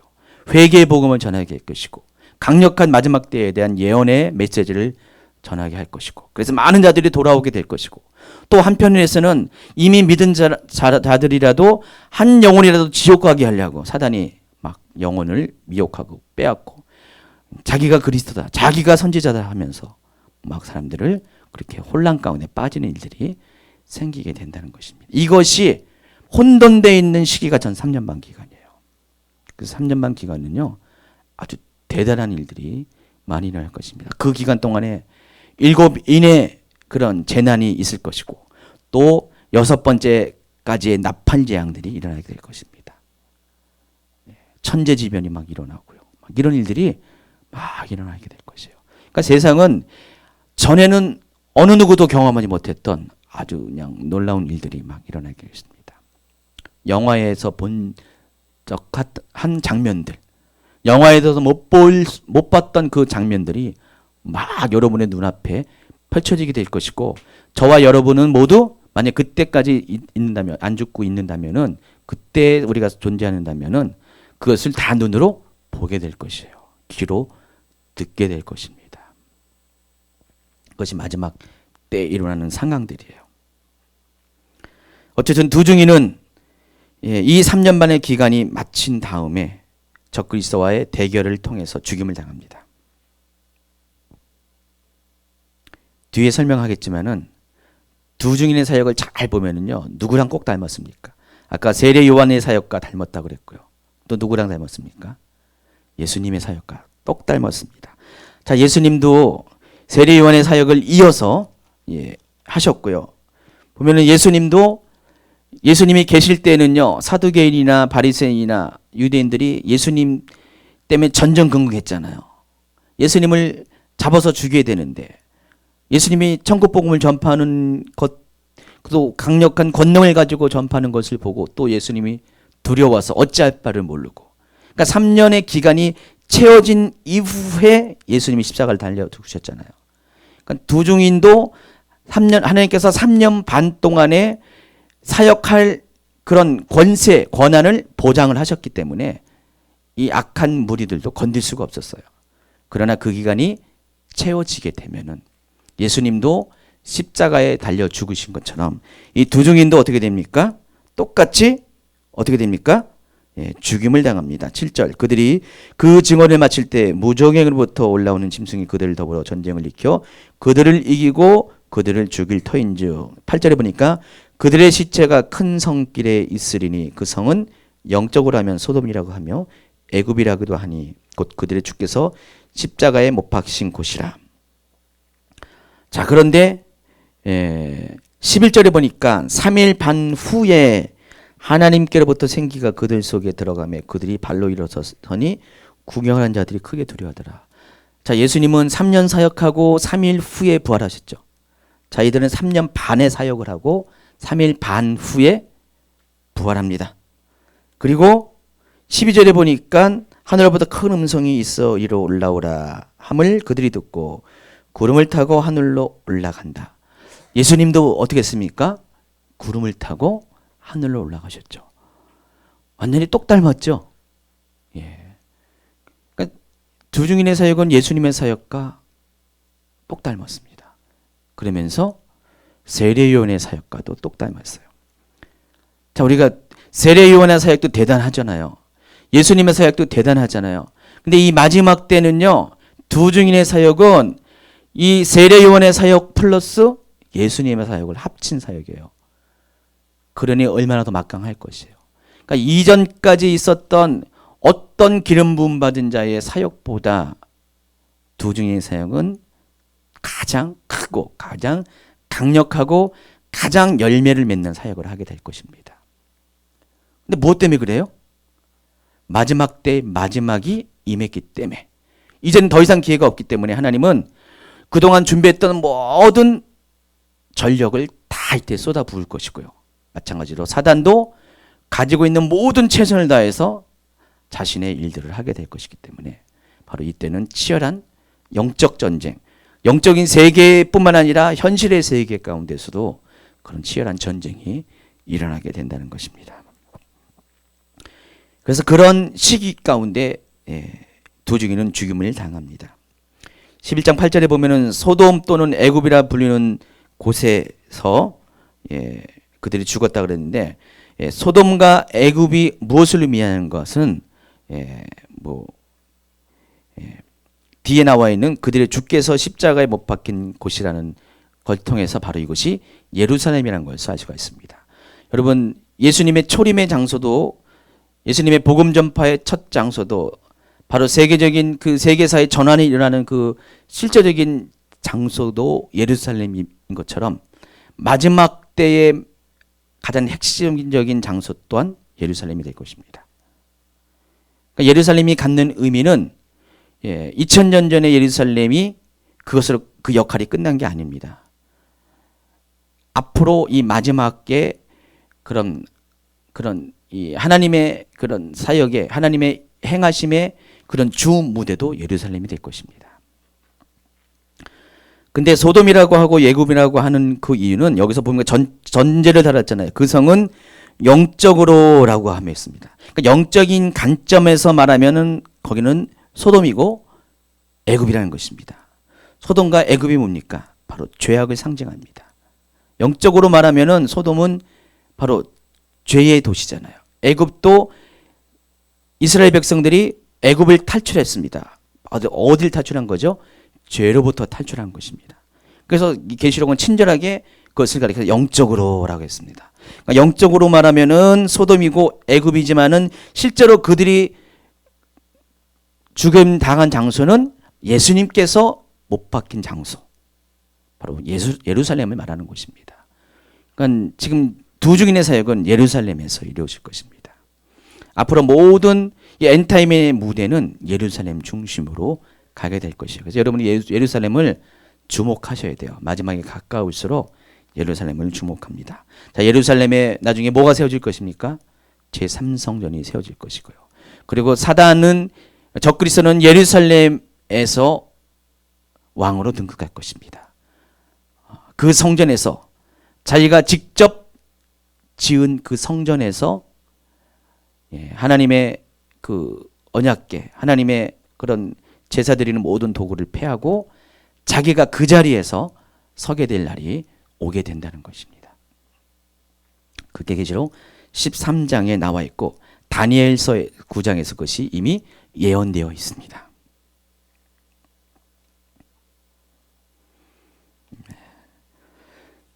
뒤에 이제 넘어갑니다. 400페이지. 자, 두 증인이 이제 죽은 것으로 끝나지 않습니다. 11장 11절 보니까 3일 반 후에 하나님으로부터 생기가 그들 속에 들어가며 그들이 발로 일어서니 그 구경한 자들이 크게 두려웠다. 하늘로부터 큰 음성이 있어 이리로 올라 함을 듣고 그들이 구름을 타고 하늘로 올라갔다 그랬습니다. 자, 이미 다 좀 전에 다 설명을 했던 내용입니다. 이번엔 큰 4번입니다. 두 증인의 사역의 평가. 자, 두 증인의 사역은 참으로 드라마틱합니다. 제가 지금까지 여러분에게 설명한 것처럼 우리가 두 증인을 주목해야 될 이유는 두 증인의 사역은 굉장히 드라마틱하며 아주 중요하고 또 마지막 엔타임에 있어서 핵심적인 기간 동안의 핵심적인 사역을 하는 사람들이기 때문에 그렇습니다. 두 증인은 먼저 세리원의 사역을 했습니다. 많은 사람들이 마지막 때 기간을 가리켜서 2000년 전부터 예수님의 초림부터 예수님의 재림하실 그 기간을 가리켜서 이 마지막 때라고 합니다. 그러니까 예수님은 이미 2000년 전에 마지막 때를 가지고 이 땅에 오신 것이에요. 그리고 예수님이 다시 오실 때의 마지막 때가 완성이 됩니다. 그러니까 세례 요한은 바로 그 마지막 때의 첫 주자입니다. 마지막 때의 메시지를 전하는 천국 복음을 전하는 첫 주자고요. 그리고 이 두 증인은 마지막 때의 메시지를 전하는 마지막 주자가 되는 것입니다. 그러니까 세례 요한이 선두 주자라면은 이 두 증인은 뭐라 그랬습니까? 뭐라 그럽니까? 라스트 런너. 마지막 주자. 마지막 주자가 됩니다. 그래서 하나님은 세례 요한의 때부터 계속해서 주의 종들을 보내왔어요. 그래서 마지막 때의 메시지를 전했어요. 여러분 2000년 전부터 이 마지막 때 종말이 가까웠다, 마지막이 가까웠다는 메시지는 계속 전해졌어요. 그러니까 2000년 동안 어느 시대도 빠짐없이 계속해서 마지막 때에 대한 메시지는 전했습니다. 그래서 어떤 분들은 이것을 보고 옛날도 마지막 때인데 지금도 마지막 때니까 마지막은 오지 않는다고 이렇게 말하는 분도 있습니다. 오해를 해서 그래요. 엔타임에 관한 그런 오해를 했기 때문에 그래요. 그러니까 마지막 때는 그때도 마지막 때고 지금도 마지막 때입니다. 그래서 하나님은 계속해서 마지막 때를 전하는 첫 번째 주자와 마지막 주자를 택하셔서 세례 요한이 첫 번째 주자라면은 이 두 증인이 마지막 주자로서 이 마지막 때의 복음을 전합니다. 계시록 14장에는요 이것을 가리켜서 영원한 복음이라고 합니다. 영원한 복음. 그래서 영원한 복음이라는 계시록에만 나오는 독특한 용어가 영원한 복음인데 그냥 복음 하지 않고 영원한 복음이라는 것은 이 복음이 바로 2000년 전부터 시작되어 왔던 그런 복음이기 때문에 그렇습니다. 그래서 이 영원한 복음이 갖고 있는 핵심은 심판 복음이에요. 그러니까 심판을 전하는 복음이 영원한 복음이라는 것입니다. 계시록 14장에서 해당 부분에서 설명을 또 하겠습니다. 어쨌든 이 세례 요한과 같이 엘리야와 같은 사명을 가지고 이 두 증인은 이 땅에 왔습니다. 그래서 그들이 전하는 메시지는 바로 마지막 때에 대한 메시지고 종말의 메시지고 그 내용은 회개와 천국에 가는 메시지고 그 내용들이 바로 펴놓은 작은 책에 기록되어 있고 이것이 사도 요한에게도 그런 전하는 사명이 주어지게 됐습니다. 그리고 두 증인은 예수님의 사역을 행합니다. 자, 예수님은 공생을 시작하기 전에 먼저 어떻게 했습니까? 기름 부음을 받았어요. 여러분 기름 부음 앞에서도 설명한 것처럼 누가복음 4장 17, 18, 19절에 보면은 주의 성령이 내게 임하셨으니 이는 가난한 자에게 복음을 전하게 하시려고 내게 기름을 부으사 나를 보내사 포로된 자에게 자유를 눈먼 자에게 다시 보게 함을 또 눌린 자를 자유케 하여 주의 은혜를 전파케 하려 하심이라. 바로 이사야서의 말씀을 가지고 누가복음 4장 17, 18절은 19절은 예수님의 사역이 어떠할 것을 설명합니다. 가난한 자에게 복음을 전파하는 것이죠. 근데 이 가난한 자에게 복음을 전파하기 위해서 하나님은 예수님에게 주의 성령을 보내어 주셨고 주의 성령의 임재의 결과 기름 부음이 임했습니다. 바로 능력이 임했습니다. 그래서 아까 이 스가랴서 4장의 설명처럼 두 감람나무가 누구라고요? 기름 부음 받은 자라고 그랬죠. 스가랴서에서의 기름 부음 받은 두 감람나무는 총독 스룹바벨과 또 제사장 여호수아입니다. 근데 이 계시록에서의 이 두 감람나무는 두 증인을 말하는 것이고 계시록 11장 4절에 보면 두 증인의 정체가 두 감람나무요, 두 토자라고 그랬잖아요. 그래서 이 두 증인은 결국은 누구라고요? 똑같이 기름 부음 받고 기름 부음의 사역을 하는 사람이라는 것입니다. 예수님도 기름 부음을 받았고 두 증인도 똑같이 하나님으로부터 기름 부음을 받고 마지막 때에 이 사역을 감당하는 사람이라는 것입니다. 그래서 기름 부음 받은 자의 특징은 바로 권능을 받는 것이에요. 능력을 받는 것입니다. 그러니까 예수님도 권능을 행하셨잖아요. 능력을 행하셨고 그 능력을 보고 기적을 보고 행하심을 보고 사람들이 믿었잖아요. 그러니까 두 증인도 마찬가지로 그들이 행한 권세와 능력을 가지고 사람들이 권능을 가지고 두 증인의 말과 복음을 믿게 됩니다. 예수님처럼 똑같이 사역 기간 동안에 백성들은 기뻐했어요. 성도들은 기뻐했어요. 그들을 통해서 가난한 자가 부욕게 되는 역사가 있었습니다. 그래서 교회가 부흥했어요. 예수님이 계실 때 교회가 부흥했습니다. 그러나 예수님을 대적하는 무리들은 예수님을 못마땅해하고 언제든지 예수님을 죽이려고 모의를 했죠. 똑같이 이 두 증인의 사역 기간 동안에 적그리스도를 따르는 그런 무리들은 두 증인의 사역을 미워했습니다. 싫어했습니다. 그러나 두 증인의 권세가 강하기 때문에 어찌할 수 없었어요. 예수님이 그러한 것처럼.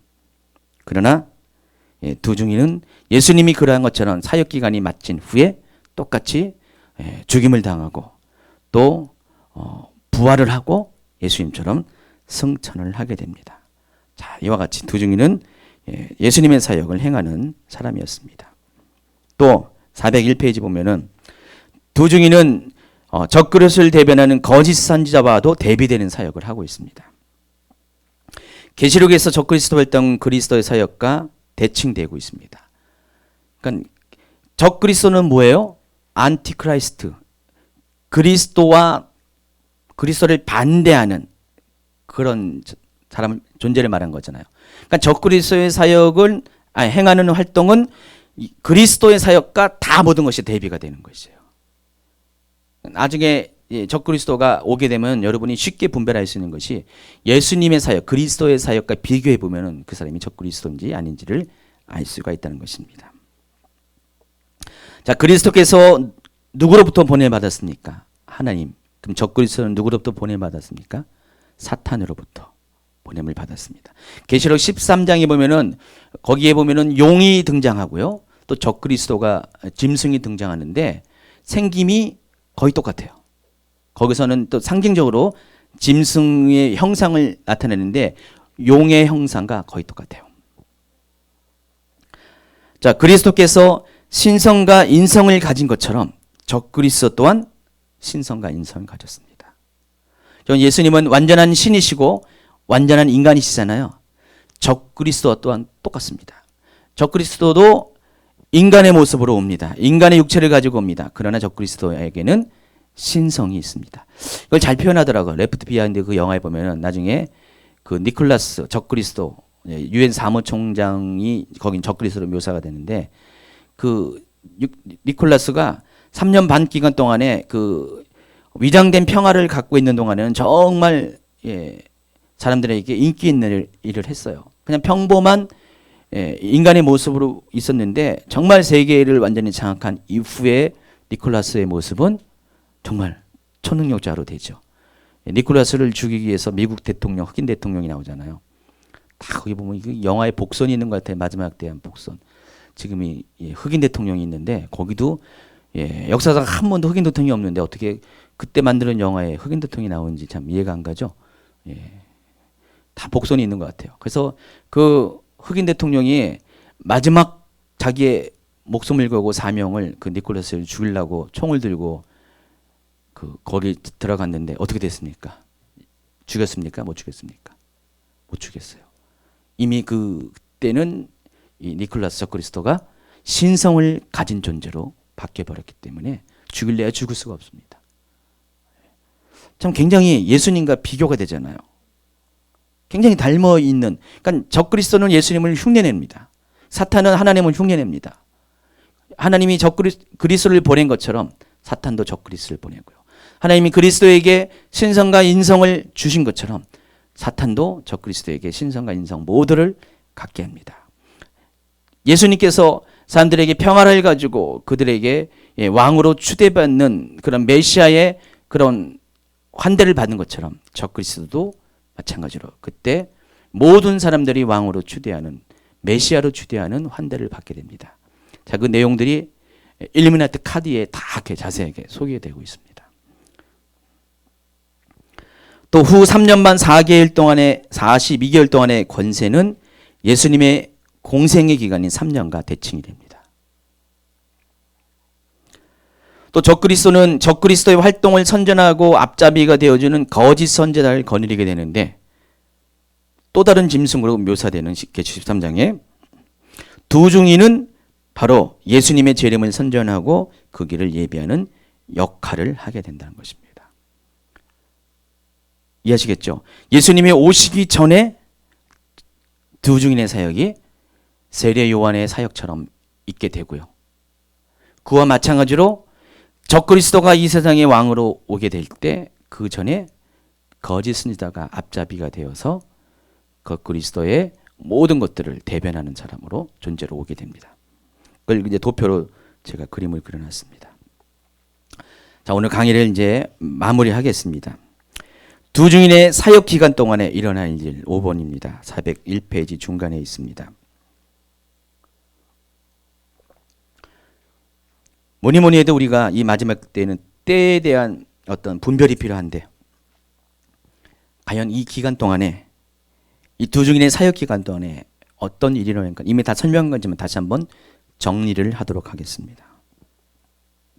적그리스도의 위장된 평화와 두 중인의 활동이 겹치는 시기가 전 3년 반 기간이라고 했습니다.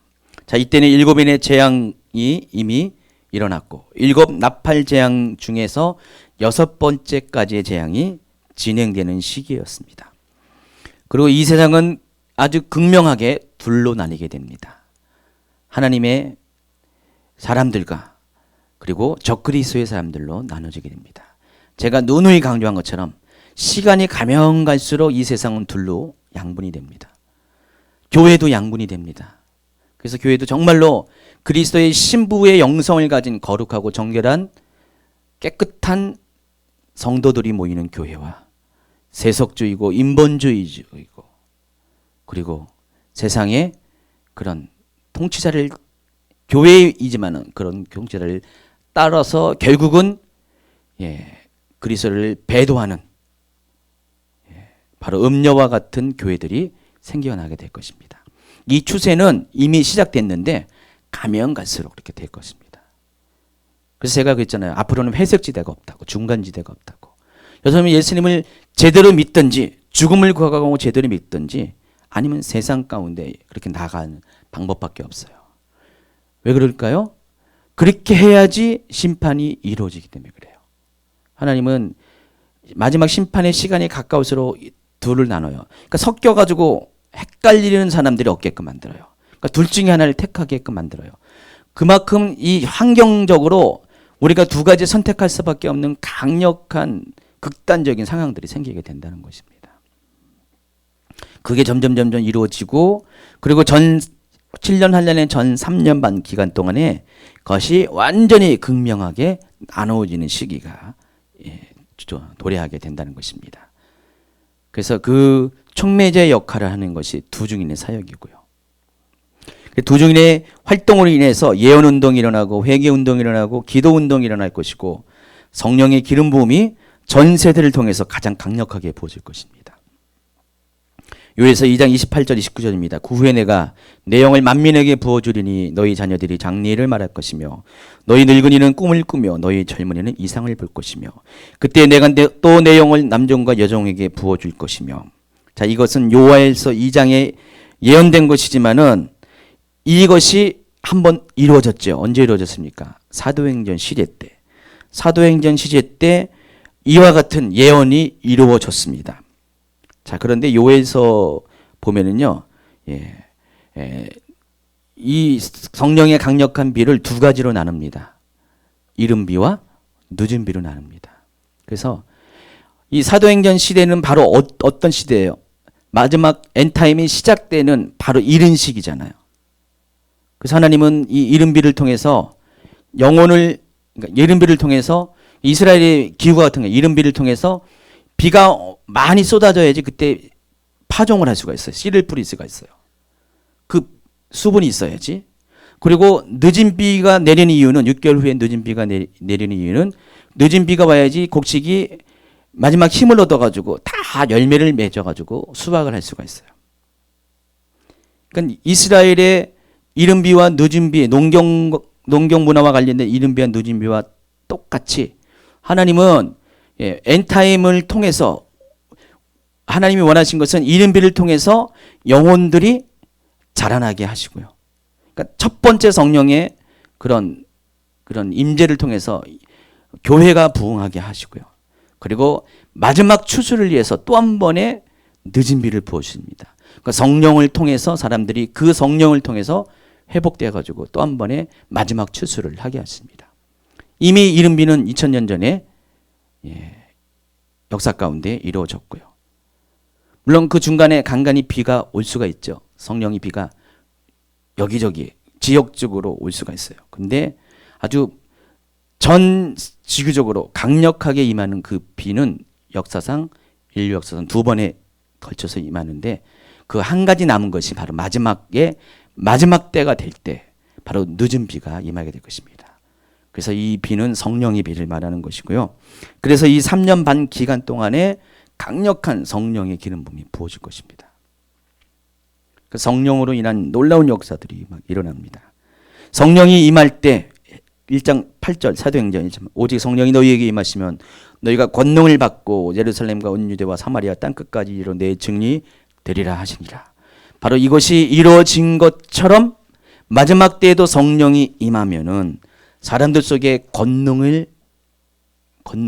사람들이 권능을 받고 예루살렘과 온 유대와 땅끝까지 곧 예루살렘 바로 그 땅끝인 예루살렘에 이르러서 마지막에 복음이 전파되는 그 시대가 오게 된다는 것입니다. 그래서 이때가 되면 어느 누구도 한 사람도 복음을 듣지 못한 자가 없을 것입니다.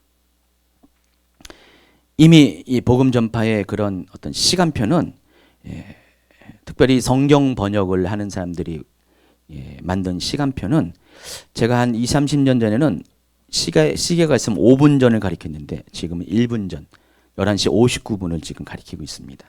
지금은 이 인간의 시기가 인간의 시대에 나타나는 시계가 1분밖에 안 남았어요. 정말 얼마 남지 않은 짧은 기간에 우리가 살고 있다는 것입니다. 물론 하나님한테는 하루가 천년 같고 그래서 여러분 하루를 24시간이니까 이걸 따져보세요. 분으로 따지면 몇 분 나옵니까? 그래서 그런 식으로 따져가지고 그 적어도 몇십 년이 남았다. 여러분 이렇게 계산하는 분도 계실지 모르겠지만은 그렇게 계산해도 얼마 남지 않습니다. 하지만 이 시기가 정말로 임박했다는 것들은 다 알아요. 다. 예수를 믿는 사람도 알고 안 믿는 사람도 다 느끼고요. 예수를 잘 믿는 사람도 느끼고 대충 믿는 사람도 다 이구동성으로 마지막 때라고 그러고요. 여러분 지금 보세요. 저만 이 마지막 때 강의를 합니까? 마지막 때 강의한 사람 굉장히 많아요. 그리고 과거 어느 때보다 이 마지막 때에 대해서 사람들의 관심을 가진 시기는 없는 것 같아요. 정말 많은 사람들이 관심을 갖고 있습니다. 그래서 지금 이 시기는요, 정말 하나님께서 우리에게 정신 차리라고 주어지는 그런 시기입니다. 그래서 하나님은 그때가 되기 전에 조금씩 성령의 그런 역사들을 우리 가운데 허락하시고 성령의 기름 부음을 경험하는 일들을 허락하시고 그리고 정말 본격적으로 늦은 비가 막 쏟아지게 되면요 준비된 자들에 의해서 정말 그냥 폭발적으로 기름 부음에 의한 그런 놀라운 사역들이 일어나게 될 것입니다. 바로 능력의 사역들, 권능의 사역들, 예언의 사역들, 회개의 사역들이 일어날 것이고 바로 그들이 누구라고요? 두 증인입니다. 그것을 위해서 두 감람나무로 올리브나무로 기름 부음 받은 자로 구별된 사람 그리고 두 촛대 그러한 교회들을 하나님이 세워 가실 것입니다. 저와 여러분이 그런 사람 되기 바랍니다. 저희 교회가 그런 교회가 되기 바랍니다. 그래서 하나님은 지금 교회들을 깨어나게 하고 있어요. 그러니까 교회들로 하여금 그런 비전을 갖는 교회들로 지금 만들어가고 있습니다. 먼저는 목회자를 깨우고 성도들을 깨우고 그래서 교회 전체가 그런 교회로 막 자꾸만 이렇게 준비되는 그런 일들을 하고 있습니다. 그런 안타까운 것은 한편으로는 더욱더 어떤 교회들은 어떤 성도들은 어떤 목회자는 더욱더 세상을 향해 나가고 있어요. 안일해 가고 있습니다. 마지막 때는 오지 않을 것이라고 그렇게 생각하고 있습니다. 정신 차리셔야 됩니다. 또 한 가지 이때는 이 대부흥과 대추수와 더불어서 반대 급부적으로 그 어느 때보다 강력한 사단의 활동이 누구를 통해서요? 적그리스를 통해서 일어나게 될 것입니다. 그래서 수많은 사람들이 미혹당하며 배교할 것입니다. 마태복음 24장 5절 많은 사람이 내 이름으로 와서 이르되 나는 그리스도라 하여 많은 사람을 미혹하리라. 거짓 선지자가 많이 일어나 많은 사람을 미혹하겠으며 다 보세요. 많은 미혹이 일어나게 된다는 것입니다. 24절에 보세요. 거짓 그리스도들과 거짓 선지자들이 일어나 큰 표적과 기사를 보여 할 수만 있다면 택하신 자들도 미혹하리라. 택하신 자들은 먼저 믿은 이미 복음 안에 들어간 성도들을 말합니다. 할 수만 있다면 그들을 미혹하려고 애쓸 것입니다. 거짓된 사역을 통해서, 거짓된 예언을 통해서. 여기서 거짓 그리스도라는 것은 제가 그리스도를 뭐라고 설명했습니까? 바로 사도적인 사역을 하는 사람을 말했습니다. 선지자적인 사역하는 사람, 거짓 선지자. 그래서 마지막 때는요, 이 사도와 선지자의 사역이 막 활발하게 일어날 것이에요. 이미 뭐 사도와 선지자 사역이 일어나고 있지만은 앞으로는 더 강력하게 일어날 것이고요. 결국은 그들이 바로 두 주인과 같은 사역을 할 것이고 또 반대적으로 거짓된 사도와 거짓된 선지자도 동시에 일어나게 돼가지고 할 수만 있으면은 사람들을 미혹하게 해서 그들도 기적을 행합니다. 그들도 능력을 베풉니다. 그들도 병을 고치고요. 그들도 놀라운 일들을 막 합니다. 그러나 그들 속에는 거짓된 메시지가 있을 것입니다. 여러분 잘 분별할 줄 알아야 돼요. 그래서요. 또 세 번째, 적그리스도에 의해 주도되는 위장된 평화가 이루어질 것입니다. 이때를 알리는 시간표는 이스라엘과 중동 간에 확친이 이루어질 것이고 도저히 불가능했던 그 일이 일어나게 될 것이고 이로 인해서 예루살렘에 제3성전, 일명 환란성전이 지어질 것이고 이미 이것이 다 알다시피 다 스탠바이 됐어요. 다 준비됐습니다. 그냥 딱 허락만 받으면 석 달이면 성전이 지어진다고 합니다. 건축 준비가 다 끝났고 모든 기구가 다 준비되었고 여기서 일할 사람들이 다 준비되어 있습니다. 제가 얼마 전에 새로 찾은 그런 정보에 의하면은 지금 있는 그 오마르 사원, 황금 돌 사원이 무너진 다음에 거기에 예루살렘 성전이 지어진다고 알고 있잖아요. 근데 실제로 보니까 바로 원래 그 성전 자리는 바로 옆이에요. 바로 옆에 있어요. 그래서 그 황금 사원이 무너지지 않아도 성전은 지금부터 질 수가 있어요. 요즘 새롭게 정확하게 측량을 했더니 바로 그 자리가 아니고 바로 옆자리라는 것을 이미 그것이 이제 알려지고 있어요. 알려지고 있기 때문에 어쩌면 이 큰 대가를 치르지 않고도 쉽게 지어질 수가 있을 것 같아요. 맘만 먹으면 이런 일들이 어쨌든 간에 일어나게 될 것입니다. 또 적그리스도의 세계 통치를 위한 세계 통합이 본격적으로 이루어질 것입니다. 이미 이 세계 통합은 이루어지고 있습니다. 그래서 이 세계 통합을 주도하는 그런 무리들, 무리들이 외치는 모토가 뭡니까? New World Order입니다. 신세계 질서라고 하는데 이 신세계 질서 안에는 많은 내용이 있지만은 한마디로 표현하면 이런 것입니다. 하나님이 여지껏 만들어 온 질서를 다 파괴하고 새로운 질서, 사단에 의한 사단의 질서를 세우고자 하는 것이 물론 그 대리자로 적그리스도가 나와 있고요. 그것이 그들이 하는 목표입니다. 그러니까 그런 새로운 질서, 사단의 통치가 이루어지는 왕국을 바로 만들기 위해서 그들이 지금 어떻게 하는가 세계를 하나로 만들고 있습니다. 그래서 단계적으로 경제와 정치와 문화가 통일되고 있습니다. 하나가 되고 있고요. 그리고 궁극적으로는 종교가 하나가 되는 그날이 오게 될 것이고요. 그 종교가 하나가 되는 그것을 위해서 에큐메니칼 운동 같은 기독교에 대해서도 그런 일치 운동들이 많이 일어나고 있습니다. 그러니까 종교 통합의 운동의 전 단계가 일치 운동입니다. 일치를 해서 뭘 합니까? 물론 분쟁 없는 사회, 분쟁 있는 종교 간의 분쟁이 없는 것으로 만들고 있지만은 종교는 서로 하나가 될 수 없어요. 절대로요.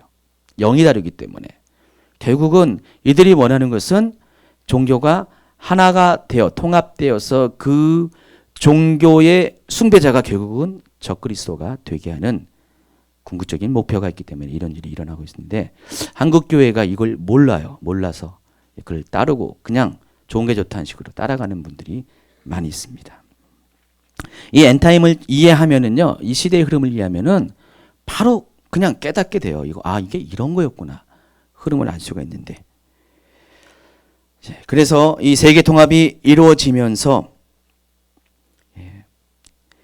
두 중인의 활동 또한 이들을 대항해서 더 강력하게 활동하면서 이 두 세력 간의 팽팽한 영적 전쟁, 실제적인 전쟁들이 일어나게 될 것입니다.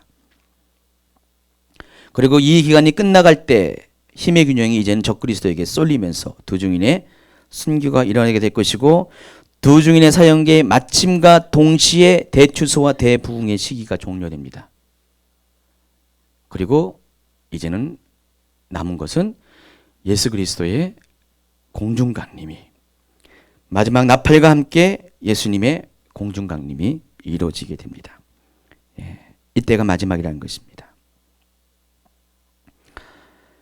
11장 13절 14절을 같이 읽도록 하겠습니다. 그때 큰 지진이 나서 성 10분의 1이 무너지고 지진에 죽은 사람이 7천이라 그 남은 자들이 두려워하여 영광을 하늘의 하나님께 돌리더라. 마지막 순간까지 하나님은 마지막 그 기회를 허락하신 것 같아요. 뒤에 이제 대접 재앙이 이루어질 때 보면은요, 더 이상의 회개가 없다는 것을 알 수가 있습니다. 더 이상 돌이킴이 없다는 것을 알 수가 있는데 11장 13절에 보면은 이 마지막 나팔이 불려지기 직전에 한 번 더 사람들에게 두 증인의 순교를 통해서 회심의 기회가 주는 것 같아요.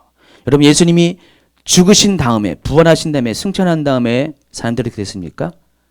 예수님 그제서야 예수님을 그리스도로 메시아로 영접하는 사람들이 생겨났잖아요. 아마 그런 일이 있을 것 같아요. 두 증인의 순교를 통해서 승천을 통해서 부활과 승천을 통해서 그런 일들이 있게 될 것입니다. 그리고 14절은 이렇게 마칩니다. 둘째 화는 지나갔으니 보라 셋째 화가 속히 이르는도다. 이 둘째 화란 것은 황충의 재앙부터, 그러니까 나팔 재앙으로서는 다섯 번째 재앙인 황충의 재앙으로부터 시작하는 세 가지의 화를 말하는 것인데, 이 화는 재난이라는 말하는 것인데 보통의 재난이 아니라 아주 강력한 재난을 말하는 것입니다. 첫 번째 화는 황충의 재앙이고 두 번째 화는 뭡니까? 천재지변이죠.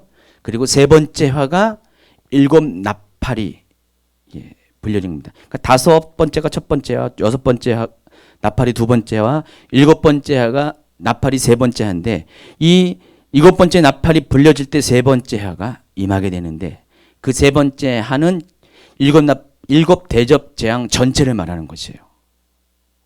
그렇기 때문에 이제 남은 것은 세 번째 화 속히 이르는도다.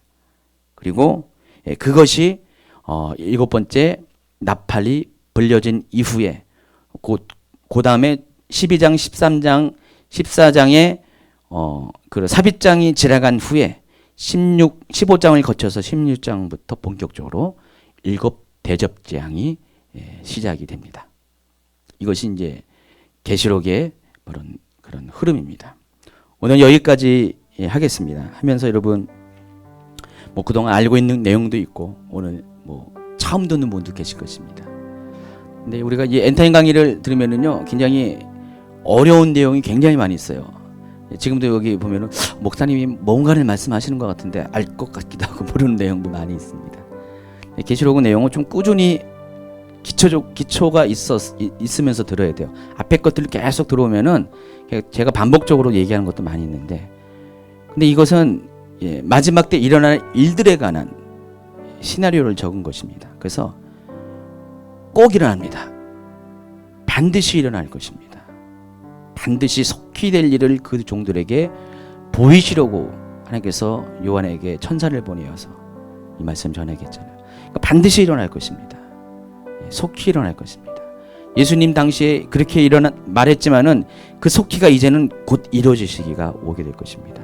그래서 여러분 지금 이 엔타임 강의를 듣는 것은 여러분에게 오히려 복입니다. 그래서 여러분 계시록은 그런 사람을 복 있다고 말하고 있습니다. 그래서 여러분 이걸 듣고요, 흘려보내지 마시고요, 좀 신중하게 생각하시고, 적어도 이 흐름이 이렇게 되고 있다는 것을 통해서 하나님께서 여러분에게 이렇게 보여주고 나타내는 그 시대의 흐름들을 잘 캐치하셔야 됩니다. 그리고 이왕이면 오늘 두 증인처럼 하나님 나에게도 이와 같이 마지막 때 이 마지막 주자로서 이 사역을 감당할 수 있는 그런 두 감람나무와 같은 기름 부은 자가 되길 원합니다. 두 초대와 같은 그런 교회가 우리 교회가 되길 원합니다. 그런 기도를 이 시간에 하나님께 하는 시간 갖도록 하겠습니다.